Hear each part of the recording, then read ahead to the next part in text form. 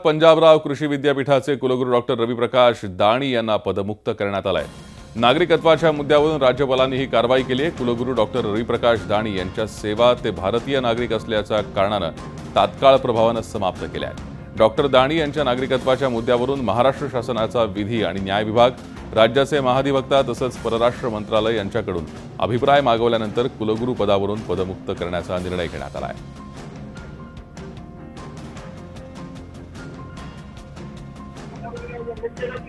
या संदर्भात अधिक माहिती घेऊयात। आमचे प्रतिनिधी सागर कुलकर्णी सध्या आपल्या बरोबर आहेत। सागर, काय अधिक माहिती आहे? भूषण, मुंबई विद्यापीठाच्या पेपरचा गोंधळ सर्वत्र गाजत असताना एखाद्या कुलगुरूवर एका मुद्द्यावरून थेट कारवाईची राज्यपालांनी घेतलेली, राज्यपाल हे सर्व विद्यापीठाचे कुलपती असतात, त्याच्यावरून ही घेतलेली भूमिका आहे।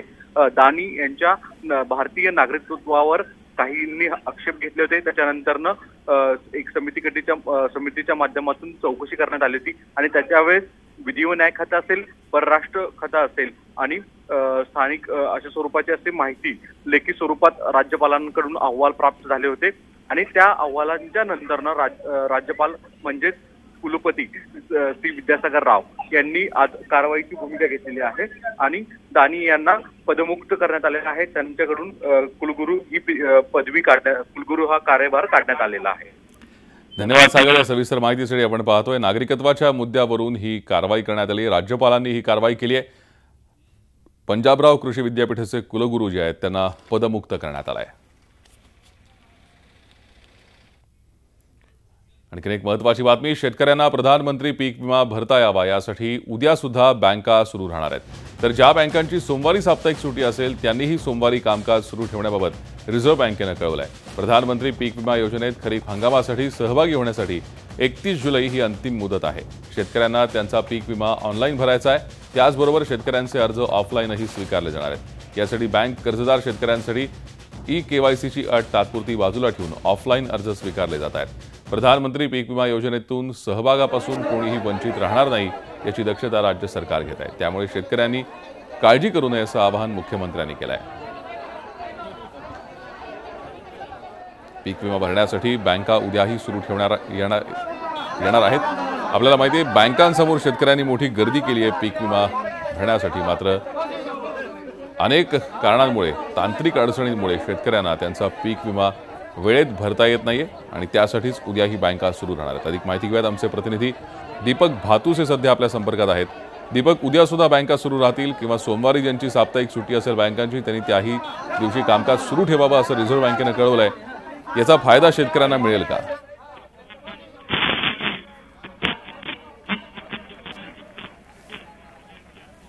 भूषण, विधानसभेत सुद्धा हा मुद्दा उपस्थित झाला होता आणि प्रामुख्याने आपल्याला माहिती आहे पीक विम्याची रक्कम भरण्यावरून अनेक ठिकाणी शेतकऱ्यांवर लाठीचार्ज करण्याच्या घटना घडल्या। कारण रांग लावण्यासाठी शेतकरी उभे असताना जो गोंधळ झाला, अनेक ठिकाणी ऑनलाईन यंत्रणा कोलमडल्यामुळे हा गोंधळ उडाला होता आणि शनिवार रविवार बँकांच्या सुट्टीच्यामुळे सोमवारी अर्ज भरण्याचा शेवटचा दिवस आहे, पीक विम्याची रक्कम भरण्याचा शेवटचा दिवस आहे। त्यामुळे राज्य सरकारने रिझर्व्ह बँकेला विनंती केली होती की रविवारी बँका उघड्या ठेवाव्यात, पीक कर्ज विम्याची शेतकऱ्यांना रक्कम भरता यावी म्हणून, आणि त्याच्यासाठीच हा निर्णय रिझर्व्ह बँकेने घेतलेला आहे। आणि उद्या राज्यातील बँका ज्या ठिकाणी पीक विम्याचे हप्ते भरायचे शेतकऱ्यांना, अशा बँका या खुल्या असणार आहेत आणि शेतकऱ्यांना पीक विम्याची रक्कम भरता येणार आहे। त्याचबरोबर ऑफलाईनही ही रक्कम भरता येणार नाही। KYCची जी ऑनलाईनची अट होती ती अट सुद्धा शिथिल करण्यात आलेली आहे। त्या संदर्भातला जो डाटा अपडेट करायचा असेल तो नंतर केला जाईल, परंतु शेतकरी आपली माहिती ऑफलाईन देऊन ही पीक विम्याची रक्कम जी आहे ती भरू शकतात आणि उद्या या संदर्भात बँका खुल्या असल्यामुळे शेतकऱ्यांना एक दिवस अतिरिक्त मिळणार आहे ही रक्कम भरण्यासाठी आणि सोमवारी म्हणजे 31 जुलै रोजी शेवटचा दिवस आहे पीक विम्याच्या हप्त्याची रक्कम भरण्यासंदर्भात। नक्कीच दीपक, धन्यवाद या सविस्तर माहितीसाठी। आपण पाहतोय ठिकठिकाणी बँकांसमोर पीक विमा भरण्यासाठी शेतकऱ्यांनी मोठ्या रांगा लावल्या आहेत। या रांगांमध्ये शेतकऱ्यांचा वेळ जातोय, काही ठिकाणी तांत्रिक अडचणी येत आहेत तर काही ठिकाणी बँकांमध्ये कर्मचारी वर्ग कमी असल्याने शेतकऱ्यांना पीक विमा भरण्यात अडचण येते। त्यामुळे आता उद्या बँका सुरू ठेवण्याचा निर्णय घेण्यात आला आहे।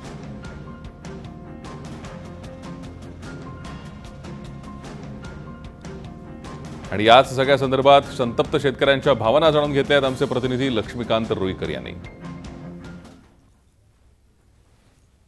तब्बल महिन्याभरापासून पावसानं हुलकावणी दिली आहे।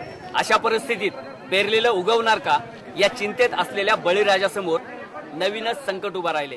पीक विमा भरण्यासाठी तो गेल्या 8 ते 10 दिवसापासून बँकांच्या दारात खेटे मारतोय। आपण आहोत बीड जिल्ह्यातील अंमळनेर येथील जिल्हा मध्यवर्ती बँकेच्या शाखेसमोर। हजारो शेतकरी या ठिकाणी सकाळपासून रांगा लावून बसलेले आहेत, मात्र त्यांचा पीक विमा अद्यापही भरून घेतला जात नाहीये। काय अडचणी आहेत आपण जाणून घेऊया या शेतकऱ्याकडून आणि या शेतकऱ्यांचं काय म्हणणं आहे ते आपण जाणून घेऊया। काय सांगाल? तर अंमळनेर या ठिकाणी बीड जिल्ह्याची बँक आहे। तर या बँकेमध्ये कर्मचारी 4 आहेत आणि गाव इथं 36 ते 35 अशी गावं आहेत।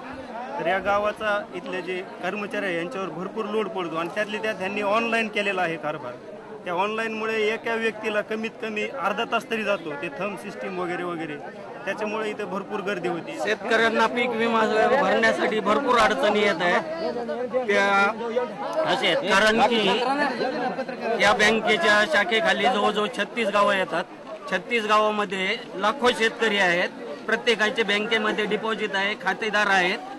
ते खातेदारांना आपापला स्वतंत्र विमा भरण्यासाठी शासनाने असं काही केलं पाहिजे की ऑनलाईन न भरता ऑफलाईन करून शेतकऱ्यांचे पैसे स्वीकारले पाहिजेत। एका शेतकऱ्याचे ऑनलाईन करण्यासाठी 15 ते 20 मिनिटं जातात, तर इतक्या 36 गावाच्या शेतकऱ्याचे ऑनलाईन करायची म्हणलं तर त्यांना किती तास लागतील याचा विचार करायला पाहिजे शासनाने। शेतकऱ्यांचं म्हणणं एवढंच आहे की पीक विमा भरून घेण्याचा जो अर्ज आहे तो ऑफलाईन भरून घ्यावा आणि शेतकऱ्याची या त्रासामधून सुटका करावी। राज्याचे मुख्यमंत्री या गोष्टीकडे लक्ष देतील का, हाच या ठिकाणच्या शेतकऱ्यांचा सवाल आहे। लक्ष्मीकांत रुईकर, झी मीडिया, अंमळनेर, बीड। पीक विमा भरण्यासाठी बँकेच्या रांगेत उभ्या असलेल्या एका शेतकऱ्याचा मृत्यू झाला। नांदेड जिल्ह्यातल्या भोकर तालुक्यातली ही घटना आहे। भोकर तालुक्यातील किनी येथील SBI बँकेत सदर शेतकरी पीक विमा भरण्यासाठी गेला होता। गावातील अल्पभूधारक असलेल्या रामा लक्ष्मण पोतेरेनं शेतात सोयाबीन पेरलं होतं। त्याचा पीक विमा भरण्यासाठी तो गेल्या 3 दिवसापासून बँकेत चक्रा मारत होता। सकाळी 6 वाजल्यापासून तो बँकेच्या रांगेत उभा होता। आज दुपारच्या सुमारास रांगेत उभा असताना रामाला चक्कर आल्यानं तो बेशुद्ध पडला। त्याच्यावर किणी येथे प्राथमिक उपचार करून अधिक उपचारासाठी भोकरला नेलं जात होतं। त्या दरम्यानच त्याचा मृत्यू झाला। मयत रामाला 2 अपत्य असून केवळ शेतीवरच त्याचा उदरनिर्वाह होता।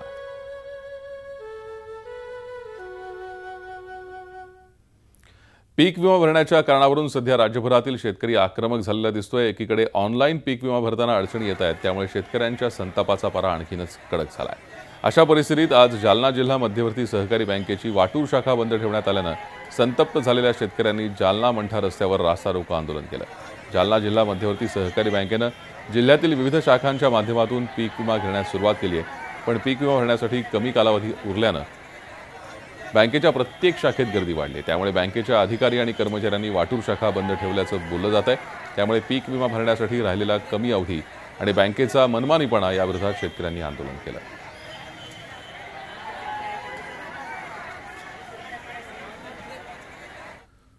पीक विमा भरण्यावरून बोरी इथे झालेली दगडफेक आणि पोलिसांच्या लाठीचार्ज नंतर 24 आंदोलक शेतकऱ्यांविरोधात गुन्हे दाखल करण्यात आले। त्यांच्यावर कारवाईलाही सुरुवात झाली आहे। पीक विमा भरत असताना लागणारा अधिक वेळ आणि बँकेकडून होत असलेल्या दिरंगाई विरोधात बोरी इथे शेतकऱ्यांनी रास्ता रोको केला। आंदोलनादरम्यान आंदोलक आणि पोलीस यांच्यात बाचाबाची झाली आणि याला हिंसक वळण लागलं। संतप्त शेतकऱ्यांनी केलेल्या दगडफेकीत रस्त्यावर उभ्या असलेल्या बसची काच फुटली, तसंच बँकेलाही लक्ष्य करण्यात आलं। त्यामुळे सार्वजनिक मालमत्तेचं नुकसान झाल्याचा ठपका ठेवत पोलिसांनी 24 आंदोलक शेतकऱ्यांवर विविध कलमान्वये गुन्हे दाखल केले।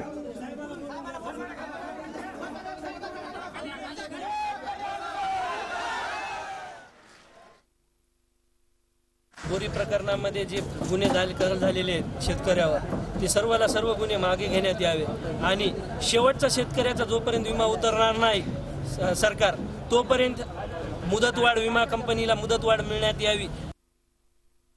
अहमदनगर जिल्ह्यातील भंडारदरा धरणाच्या पुढे प्रवरा नदीवर असलेलं निळवंडे धरण तांत्रिकदृष्ट्या भरलंय। 8300 दशलक्ष घनफूट इतकी क्षमता असलेल्या निळवंडे धरणात सध्या 7900 दशलक्ष घनफूट इतका पाणीसाठा आहे। सध्या धरणातून 2300 क्युसेक वेगानं पाणी प्रवरा नदीत सोडण्यात येत आहे। उत्तर नगर जिल्ह्याला प्रवरा नदीवर असलेली भंडारदरा आणि निळवंडे ही 2 धरणं वरदान ठरली आहेत। भंडारदरा धरण 24 जुलैलाच भरल्यानं निळवंडे धरणाकडे पाण्याचा विसर्ग वाढवण्यात आला होता। त्यामुळे आता निळवंडे धरण सुद्धा भरल्यानं उत्तरनगर जिल्ह्यातील पिण्याच्या आणि शेतीच्या पाण्याची चिंता मिटल्यानं समाधान व्यक्त होत आहे। धरण क्षेत्रातील पाऊस आणि धरणातील पाणीसाठा या पार्श्वभूमीवर कोयना धरणातून मोठ्या प्रमाणात विसर्ग सुरू आहे। पायथा वीजगृहातून वीज निर्मिती करून प्रतिसेकंद 2100 क्युसेक पाणी कोयना नदीपात्रात सोडण्यात आलंय। या पाण्यामुळे कोयना नदीकाठच्या गावांना सावधानतेचा इशारा देण्यात आलाय। धरणात आता एकूण पाणीसाठा 82.86 टीएमसी आहे, तर पाणी उंची 2143.3 फूट इतकी आहे। पावसाचा जोर लक्षात घेऊन येत्या 48 तासात कोणत्याही क्षणी धरणाचे 6 वक्री दरवाजे वर उचलून त्यातून मोठ्या प्रमाणावर विनावापर पाणी कोयना नदीपात्रात सोडण्यात येणार आहे।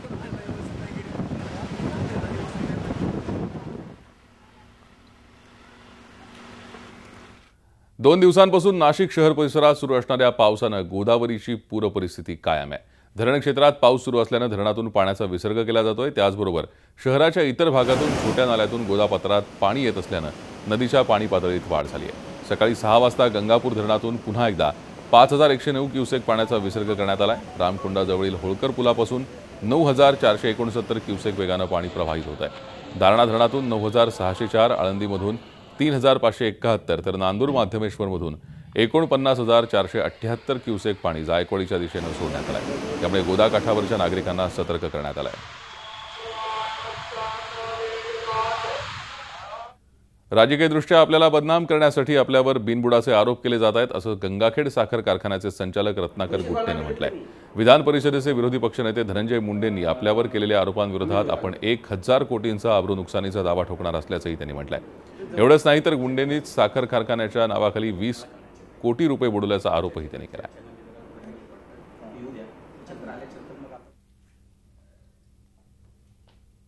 हा जो आरोप विरोधी पक्षनेते धनंजय मुंडे यांनी जो केला आहे, हा आरोप मुळात खोटा आहे आणि हा टोटली पॉलिटिकली केलेला आरोप आहे। आम्ही अब्रू नुकसानीचा दावा आम्ही विरोधी पक्षनेते धनंजय मुंडे यांच्या नावावर 1000 कोटीचा टाकणार आहोत आणि त्यांना लवकरच आमच्या वकिलातर्फे नोटीसही मिळून जाईल। 5 वर्षापूर्वी शेतकऱ्याकडनं जवळजवळ 20 ते 25 कोटी रुपये धनंजय मुंडेंनी शेअर्स घ्यायचे म्हणून कारखाना टाकायचे म्हणून शेअर्स घेतलेत आणि ते शेअर्स घेतल्याच्या नंतर आज 5 वर्षापर्यंत त्यांनी कुठल्याही कसल्या प्रकारचा कारखान्याचं एक साधं कुठलं एक मशिनरीचं एक मोटार पण तिथं आणलेली नाही। आणि म्हणून मला एक राष्ट्रवादी पक्षाला एक विनंती करायची आहे की अशा विरोधी पक्ष नेत्याला तुरंत बरखास्त करावं, तुरंत पक्षातून हकालपट्टी करावी। झी24 तासनं केलेल्या आरटीओ स्टिंगची परिवहन आयुक्तांनी दखल घेतली। दलालांच्या साथीनं हप्तेखोरी सुरू असल्याचा पर्दाफाश झी24 तासनं केला होता। याच पार्श्वभूमीवर मालवाहतूक करणाऱ्या वाहनांची तपासणी परिवहन आयुक्त गेडाम करणार आहेत। मात्र त्यांच्या पाहणीआधीच दलाल ट्रान्सपोर्टरची सेटलमेंट कशी होते याचं आणखी एक स्टिंग झी24 तासच्या हाती लागलंय। परिवहन आयुक्तांच्या दौऱ्याआधीच ही सेटलमेंट कशी होते हे ऑडिओ क्लिपमधून उघड झालंय। दलाल आणि ट्रान्सपोर्टर यांच्या संभाषणाची ही क्लिप असून परिवहन आयुक्तांच्या दौऱ्याच्या काळात ओव्हरलोड वाहनं न पाठवण्याच्या सूचना देण्यात आल्याचं यात ऐकायला मिळतंय। ऐकूया दलाल आणि ट्रान्सपोर्टर यांच्यातलं हे संभाषण।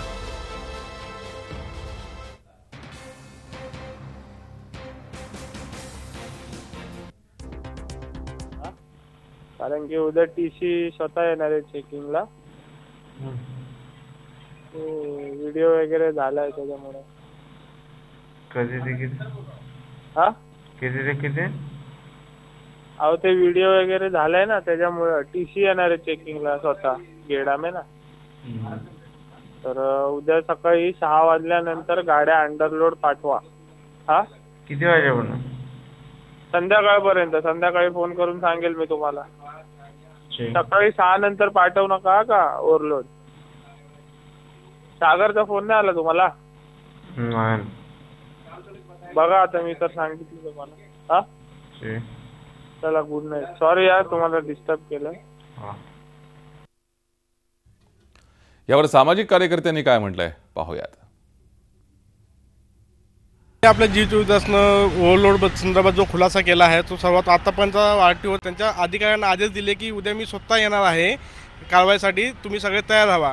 पण ते अधिकारीच करप्ट असल्यामुळे त्यांनी सगळ्या दलालांना मेसेज पोहोचवला की उद्या आम्ही कारवाईला येत आहोत, गेडाम साहेब स्वतः येणार आहेत, तर ओव्हरलोडिंगची गाड्या तुम्ही भरू नका, अंडरलोड भरा असा आदेश दिलेला आहे। जर का ह्या सर्व प्रकरणामध्ये जे करप्ट अधिकारी आहेत त्यांच्यावरती जर का गेडाम साहेबांनी कारवाई केली तर हे सगळं थांबू शकतं, अन्यथा असेच निष्पाप लोकांच्या ओव्हरलोडिंगमुळे जीव जात राहणार आहेत. तर ह्याची गांभीर्याने गेडाम साहेबांनी, प्रशासनाने, दिवाकर रावते साहेबांनी, मुख्यमंत्र्यांनी ह्याची दखल घ्यावी. या निमित्तानं काही सवाल उपस्थित होत आहेत. परिवहन आयुक्तांच्या पाहणीआधीच दलालांपर्यंत माहिती पोहोचते कशी? परिवहन विभागातील अधिकारी, कर्मचारी दलालांना माहिती देतात का? भ्रष्ट अधिकारी, कर्मचाऱ्यांवर परिवहन विभाग कारवाई करणार का?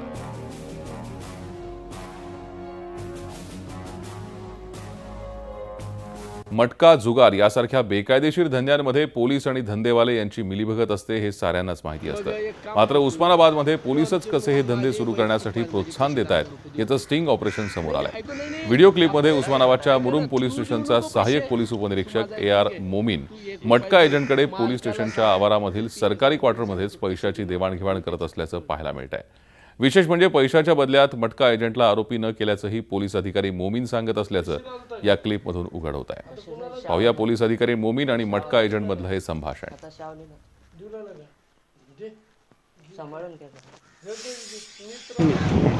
मालक कोण आहे, त्याचे पैसे मिळायला पाहिजे कधी मिळायला पाहिजे, 1 रुपया मिळाला. मग एक काम करतो, तू आमचे माझे वैयक्तिक माझे पैसे 10,000 रुपये देऊन टाक. नाही ऐकून नाही ऐका ना, तू देऊ नको पैसे, तू माझं ऐकून घे. तू 1 रुपया बी देऊ, मालकाला सांग ते PSI मोमीन साहेबाचे पैसे दिलो आणि त्याच्यात त्यानं जर येत असेल त्याला बोलून घे मालकाला. मालकाचा नाही सध्याला नाही बोलिले तर चालू करायला किती येते?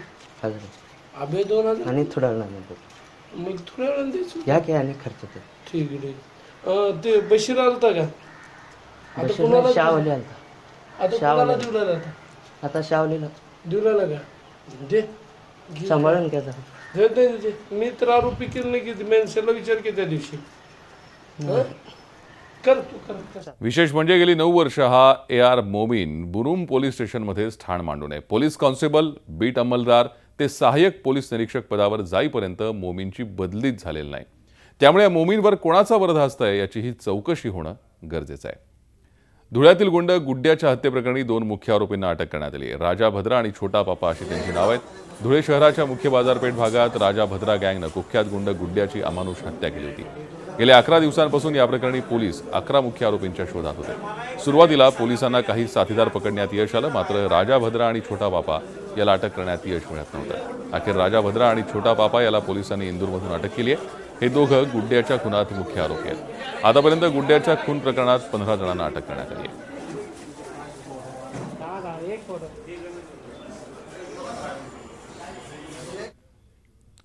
औरंगाबादमध्ये आयोजित मुस्लिम अत्याचार विरोधी जनआंदोलनात स्वामी अग्निवेश यांनी राम मंदिराच्या मुद्द्यावरून लालकृष्ण अडवाणी यांच्यावर कडाडून टीका केली आहे. सुप्रीम कोर्टाच्या निर्णयाआधी जर कोणी राम मंदिर बनवण्याचा प्रयत्न केला तर ते मी होऊ देणार नाही. त्याविरोधात आंदोलन उभारण्यासाठी मी सर्वात पुढे असेन असंही त्यांनी म्हटलंय. याशिवाय वंदे मातरमसाठी कोणी दबाव टाकत असेल तर ते मी म्हणणार नाही असं निक्षून सांगितलं. औरंगाबादमध्ये मुस्लिमांवर होत असलेल्या अन्यायाविरोधात धरणं आंदोलन करण्यात आलं. या आंदोलनात सर्वपक्षीय लोकप्रतिनिधींचा सहभाग होता. विशेष म्हणजे स्वामी अग्निवेश महाराजांची यावेळी विशेष उपस्थिती होती.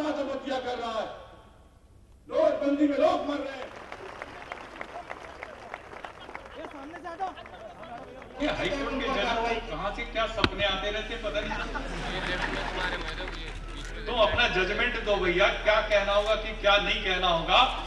और इनके ये नारे लगाते हैं यदि भारत में रहना है तो वंदे मातरम कहना होगा.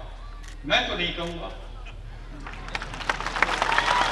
मुझे निकाल के दिखाओ हिंदुस्तान से. मैं तो नहीं कहूंगा, अपने मन से कहूंगा तो कहूंगा, तेरे कहने पर तेरे दबाव में बिल्कुल नहीं कहूंगा, हरगिज नहीं कहूंगा. हे धडक वक्तव्यासाठी प्रसिद्ध असलेले भाजप नेते आणि केंद्रीय रस्ते वाहतूक मंत्री नितीन गडकरी यांनी स्वतःची कार्यशैली जालन्यातल्या जनतेसमोर मांडली. जालन्यातील वाटूर इथं झालेल्या कार्यक्रमात मी लक्ष्मीदर्शन घेत नाही असा चिमटा भाजप प्रदेशाध्यक्ष रावसाहेब दानवेंना काढला. यावेळी रस्त्याचं कॉन्ट्रॅक्ट घेणाऱ्या कॉन्ट्रॅक्टर्सवरही गडकरींनी निशाणा साधला.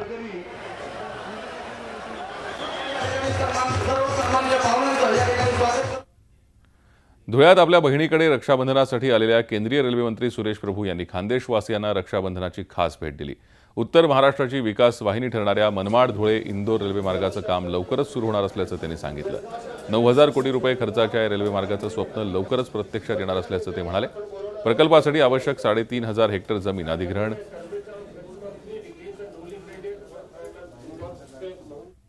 जवळजवळ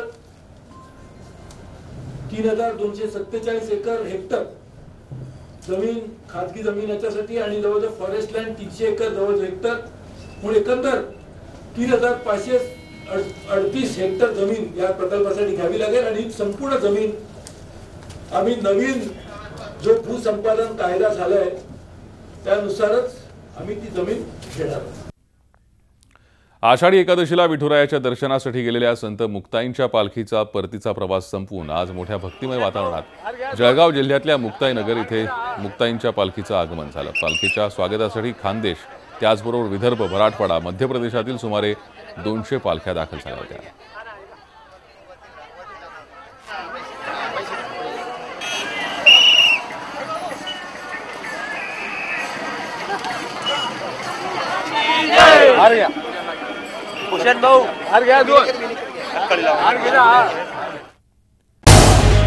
झी 24 तास रहा एक पाऊल पुढे.